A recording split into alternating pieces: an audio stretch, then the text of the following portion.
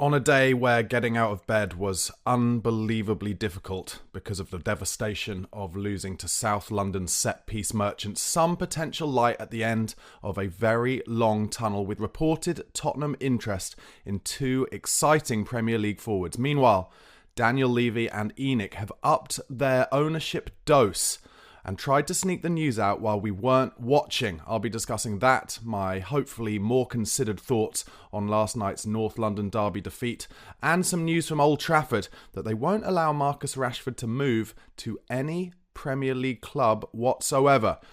All this and more in today's episode of Daily Premier League Transfer News. Guys, thank you so much for tuning in. Please do give this video a like if you're watching on YouTube. Also, press that subscribe button if you're not a subscriber to my channel. I bring you daily Premier League transfer news during the window, always starting, of course, with my team, Tottenham Hotspur. And you can become a member, just £1 a month. Details of how in the description box below. But let's get started. And some reports today that Tottenham are one of the clubs interested in Bryan Mbeumo. And I think that is a really good piece of interest from the club. If it's true, and I hope it is, he is a player who's proven it in the Premier League. He can play all across the forward line. He's a finisher and he is clinical. He's also quick and a powerful runner. I really like him. However, Brentford manager Thomas Frank was asked about the chances of Mbeumo leaving this January, and he very easily answered this way. No, it's very easy to answer, no chance. And so Frank definitely doesn't want to lose Brentford, but Mbeumo from Brentford, but I personally am not sure how long Thomas Frank will remain at Brentford. They're having a great season, and I think he'll be on Spurs' list. Thomas Frank, if Ange Postecoglou were to leave at the end of the season, or whenever Ange Postecoglou leaves. So it'll be interesting to see whether Mbeumo stays at Brentford either. And also some talk that he has a release clause, maybe around the £46 million mark. Let me know in the comments below, guys. Would you want Mbeumo at Spurs? And if so, how much money do you think we should be willing to pay for him? The other reports that have come out today, and this is an interesting one too, because since Alejandro Garnacho at Manchester United has been being kind of leaked around as somebody who could be leaving the club, I did wonder, Spurs so in dire need of a forward, and also trying to stick to their kind of buying of young, hungry, exciting, attacking players. I did wonder whether Garnacho might be on their list as someone they might go to Manchester United and say, would you be interested in selling him to us on the basis that they would get pure profit from that sale because he's an academy graduate. And of course, that's something that Chelsea did with Mason Mount, and Manchester United now rumoured to be needing to sell some of their academy graduates to get pure profit in so they can just kind of replenish their squad with players who Ruben Amorim wants. And therefore, Garnacho, when the reports came out late last night that Garnacho might be interested in Spurs, that is one that piqued my interest a little bit. Napoli, I think, are, it's fair to say, head and shoulders above anyone else in their kind of interest in the player. And maybe the idea of going to Serie A interests Garnacho more than crossing the Premier League divide. But let me know what you think about Garnacho. I know at the moment, he's sometimes given a bit of stick for not having the perfect final ball every time, but he is a very exciting winger, really drives at his fullbacks, not afraid to drive from a standing acceleration start, which is something we don't really have. And of course, he scored some brilliant goals for Man United already, even though he's still just a kid, and an Argentinian international as well. As I mentioned in the opening, ENIC have increased their ownership of Spurs slightly, not by much, but they've increased it very slightly, and they actually released that, as far as I could tell, just before 8 p.m. last night, which was, of course, just before the kickoff to the North London derby. Basically trying to sneak out this news that might well be deemed by a fair proportion of the fan base to be pretty negative news. The idea that the owners of the club that they don't want to be owners of the club anymore have upped their percentage ownership stake. And for me, the problem with ENIC and Levy, and I've said it before and I'll say it again, but they think they're so clever. But the way that they think this cleverness comes across is that we as fans won't realise what they're trying to do. And it just always looks like they think the fans are stupid, and they're really not. And this for me is another example of terrible optics from ENIC, trying to sneak out this bit of news whilst Tottenham fans are all concentrating on the North London derby. And just once again, as with so many things, the furlough, the Super League, the list is endless. Daniel Levy and ENIC just making decisions that just make it look like they think the fans are completely stupid. And we're really not. And as I've said many a time on these videos, I'm not ENIC out, I'm not ENIC in. I'm a little bit be careful what you wish for. I don't see many owners in the Premier League where I'm like, oh, there's the perfect kind of owner in terms of the finances and morality that I would really want at my club. I think to some degree, to be an owner of a Premier League football club, you probably are dodgy in some way, as was proven by Joe Lewis, who was found guilty of many financial misdemeanors this summer. So, I don't feel strongly one way or the other, but one thing I will be consistent on is just Daniel Levy and ENIC's appalling optics of the decision-making they consistently make, and this is just another one as far as I'm concerned. I can't claim to know a lot about how much difference this added stake in Spurs will mean in terms of ENIC and what have you, and maybe you guys, if you know a bit more about the financials, can let me know in the comments. I would love to find out a bit more about it. But again, just trying to sneak something out when we're not looking, just embarrassing as far as I'm concerned. Okay, I've obviously had... What have I had? I'm recording this just after midday, so I've had just over 12 hours to think about last night's defeat. I wanted to start by reading out a post from the journalist Henry Winter, which I think is kind of worth reading and discussing. He talked about Ange Postecoglou, and he said this: "It's hard to make a proper judgment call on Ange Postecoglou until the triangle of Vicario, Romero and Van de Ven is restored. Imagine Arsenal without Raya, Saliba and Gabriel." Now listen, not a lot of journalists after last night's defeat have even mentioned the injuries. They've just kind of gone in on Ange again, and a lot of them talking about how naive he is to only play the same type of football, when actually I thought yesterday was more of a kind of backs to the wall performance rather than just being blindly attacking. But Henry Winter has started with that point, which is true. Yesterday, for me, Saliba and Gabriel were the best players on the park, and they really were up for it, and they have a partnership that they've been playing together for over 2 years. They know each other. They rarely get injured. And when they have got injured, don't forget, Arsenal's title bid just a couple of seasons ago absolutely fell because Saliba got injured.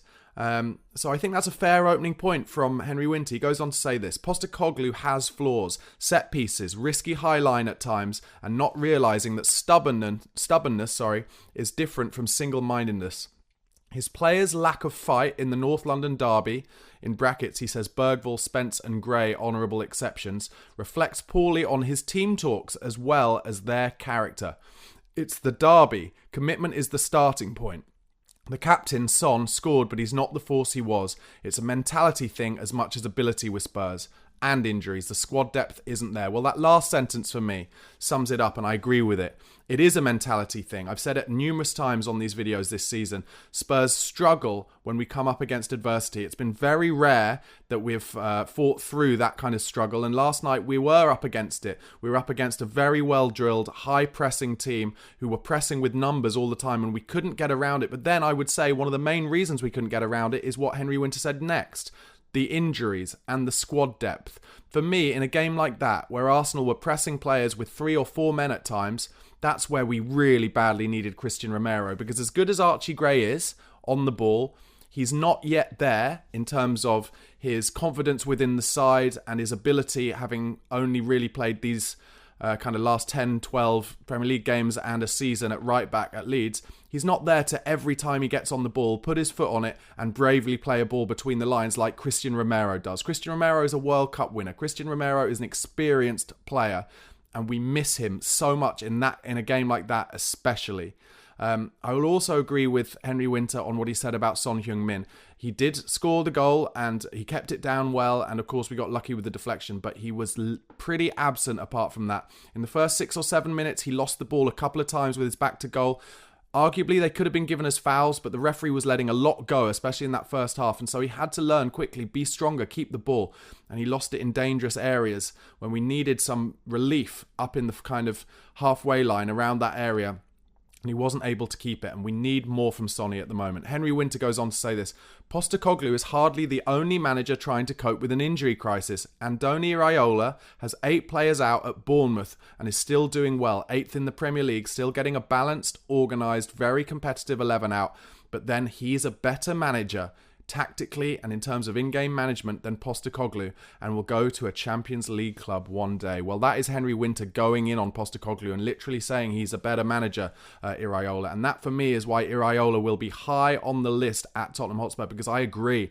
I think he has proven at Bournemouth that he is a tactically adept manager who will change system and change the style of the play based on who Bournemouth are coming up against. And of course, Bournemouth have very little resources compared to Spurs, very little ability to spend because they just don't get the revenue in with their small stadium and their small supporter base. I'm not going to go in as hard as to say, like Winter did, that Iraola is a much better manager than Postecoglou. I'm not sure Postecoglou's getting the opportunity at the moment because of the injuries to really prove how good his system and his style can be. But one thing that is true is that he's not changing it in the same kind of way, horses for courses, as Iraola is for different games. Winter went on to say there still has to be sympathy for Postecoglou as most of his absentees are in one area. Imagine a team of Vicario, Porro or Spence, Romero, Van der Ven, Udogi, Bergvall, Bentancur or Maddison depending on the opponent. Then Maddison as a 10, Gray, Kulusevski, Solanke and more. That's decent European qualification strength with a good age balance. Spurs have some good players, also Johnson, Bissouma, Sarr, Richarlison when fit, and Kinski when he learns about the intensity of English football. But the squad needs strengthening. 13th in the league is poor. The lack of intensity in the derby was poor. It's now about getting that defence fit and Postecoglou getting more out of them. Well, yeah, we need to get through the rest of this month. And listening to a lot of the Spurs podcasts that I love, like The View from the Lane, The Extra Inch, The Fighting Cock, and more, I feel like everybody is in agreement that this month is going to be very difficult for Tottenham Hotspur. We need to find a way to get through it. We need to get through the Everton game and find a way to win that. We need to win the Leicester game. I thought Richarlison in his little cameo at least showed a little bit of something about him. That through ball that he gave through to Spence was well weighted, and he will be an extra option, and hopefully he can stay fit because Sonny needs a rest, that is without a doubt. Decky Kulusevski needs a rest, that is without a doubt. Decky Kulusevski was not at his best last night. I've just made another couple of notes that I've thought about from last night's game. I've written, so should we have not, are people basically saying, should we have not tried to play out from the back? Well, what I'd argue about that last night is a lot of the time we actually didn't, and we played mid-range and long balls up towards Dominic Solanke, up towards Son, up towards Kulusevski, and they were food and drink for Gabriel and Saliba. Nothing stuck, and we lost the ball, first and second balls in the midfield every single time. Could we have been smarter with our playing out from the back? Well then, I'd say yes, but that's where the injuries come in. Add in Romero and Van der Ven and Bentancur, and you'll immediately have three smarter players who would improve that system immeasurably. And once again, fatigue has to be realised when it comes to last night's performance. Decky and Sonny, as I mentioned, totally spent, and the options to replace them just not ready in terms of Mikey Moore, Richarlison to start, or not suited to start in a game like that, in my opinion, Brennan Johnson. So, yeah, what next? I have to admit, I'm very fearful of that game at Everton. I'm incredibly frightened that we will get a Moyes masterclass and it will be a 1-0 defeat, and Moyes will just be telling his men, get in Tottenham's faces, make them face adversity, tackle hard, get them out of their rhythm, and they will struggle to score against you, and you will nick a goal and win the game 1-0. Very similar to that Crystal Palace away game. Am I being too negative, guys? Let me know what you think in the comments below. Can we get a win at Everton? Can we forget about that North London derby and start some momentum? Because if we can win those next two games, then maybe hopefully win the two European games as well. Then we're getting towards the end of January, beginning of Feb, when we'll get those players back, hopefully in time for that Liverpool and Aston Villa FA Cup games. Just before I go on to more wide-ranging Premier League transfer news, just in case any of you are in any doubt, I want to be clear. I'm desperate for Ange Postecoglou to survive this. I'm desperate for him to stay the manager. I want him to be. I know a lot of people don't. I have to put a mirror up to those conversations in my videos. I have to say in titles, will Ange stay? Will Ange get the sack? Because so many people are talking about it. But for me, I want him to survive. I want him to get through this. I want him to win in all of the cups. But I fear for him at the moment. I really fear for him. The knives are out amongst the press. The knives are out amongst the section of the Tottenham fan base. And it is a difficult period for Ange Postecoglou. Okay, guys, before I get on to more Premier League transfer news, please do give this video a like if you're enjoying what I'm saying. If you're not already a member, a subscription member of my channel, a subscriber, please do press that subscribe button in the bottom corner. I'm getting close to 15,000 subscribers, guys, growing this community. I'm really loving making these daily videos for you. And also, please do, all of you guys, please, it'd be doing me a massive favour if you could go over to the audio podcast platforms and give me a subscribe and a follow there as well, be it Spotify or Apple Podcasts. Just type in the Spurred On podcast and find me there. It'd be doing me such a favour if you could do that, guys. Okay, let's get over to Old Trafford and some more news on that Garnacho rumour. Napoli are actually expecting to have talks with Man United about Garnacho. Their sporting director, Giovanni Manna, is pushing to sign the Argentinian winger as Kvaratskhelia, I can never say his name, Kvaratskelia's replacement. Let me know in the comments how to actually pronounce that Georgian international's name, who's such a genius. Garnacho says he is keen to join Napoli, but like I said, Spurs interested as well. Probably a few other Premier League clubs in there as well. Meanwhile, Napoli are interested in Marcus Rashford as well, so it could be a little... could there be potentially a little double move there for Napoli to get Man United players? But the reports coming in, as I said, Rashford not going to be allowed to join any Premier League clubs, with Chelsea, Spurs and West Ham having shown an interest. Man United not going to allow an opposing a club who are swimming in the same waters as them to potentially get better this January. Over to Liverpool. Mo Salah apparently has been offered a £65 million payday to tempt him to go to Saudi Arabia this summer. He is asking for lots more money from Liverpool, isn't he? And Saudi saying to him, well, you come over here and you'll get everything you want. Meanwhile, Real Madrid have apparently backed off in their pursuit of Trent Alexander-Arnold this January. They don't think Liverpool will sell him, so they are going to return for him on a free transfer as expected in the summer, and for me that will be a good move for Trent Alexander-Arnold. Staying at Liverpool, Bournemouth left-back Milos Kerkez, good player. He's believed to favour a move to Anfield over Manchester City and Manchester United, with Bournemouth believed to want about £50 million for the 21-year-old Hungarian defender. I mean, frankly, Bournemouth, they got Howson, didn't they? The centre-back who's so good, who was on Tottenham's list. They got Kerkez. They've got a good signing record at the moment of good, young, hungry players. And maybe Tottenham should be trying to steal in ahead of Bournemouth for some of these players before they go to Bournemouth first, prove themselves in the Premier League, and then kind of become out of Spurs' reach as they choose Liverpool, City or United over it. Meanwhile, Kyle Walker, of course, has handed in a transfer request at Man City. He has told them he will only leave them for an elite club. AC Milan are in the driving seat for Kyle Walker. Inter Milan also interested. I'm sure you saw yesterday, Chelsea, a bit of a surprise one, but showing how much they're not really rating their centre-halves at the moment. They've activated their option to recall Trevor Chalobah from Crystal Palace, and therefore he was not available for their fixture against Leicester, and he has returned to Chelsea with immediate effect. Quite a turnaround for Trevor Chalobah, who basically Chelsea were absolutely desperate to get rid of in the summer and last January, and he got his loan move in the end, but now they want him back. And I dare say he'll be starting for Chelsea very soon. Over to Newcastle, they've rejected a bid of £11 million from Fenerbahce for English defender Lloyd Kelly, who they got in on a free transfer from Bournemouth in the summer. That's according to The Athletic. Newcastle rejected £11 million. That would be £11 million of profit, basically. And I guess he's playing a few games, Lloyd Kelly, but not many. He was also on Tottenham's list last summer as well. They were keen to get him on a free. Meanwhile, Bournemouth have agreed terms with Chelsea for their 19-year-old academy winger Zine Silcott-Dewberry. The deal includes a sell-on clause and future incentives. And over to West Ham. West Ham trying to do a lot of deals now. They're in talks to sell Luis Guillem to a Saudi Arabian club just 7 months after signing him from Palmeiras. That could be a deal worth up to £25.5 million. Graham Potter is keen on signing a deep-lying technical midfielder this month and are interested in Kiernan Dewsbury-Hall from Chelsea, who is another player that Chelsea signed on a big money move, gave him a long contract, and already looking to offload him. And as I mentioned in a video, I think just yesterday or the day before, Chelsea in a lot of trouble with those long contracts. That is according to Sky Sports, by the way, that Dewsbury-Hall is interesting West Ham. Also interesting, the Hammers, is Rodrigo Muniz of Fulham. Their forward, he's a target for them this month. The Brazilian is said to welcome the opportunity for more game time in the Premier League. He had a great run in the Premier League last season, scoring loads of goals, including some goals against Spurs. A loan with an option to buy seems most likely for West Ham this January. And then finally over to South London with Arsenal, and they are considering options to reinforce their attack. And the two names on their list still Swedish striker Victor Gyökeres at Sporting Lisbon, 26 years old, and the player I talked about right at the top of this episode, Bryan Mbeumo at Brentford.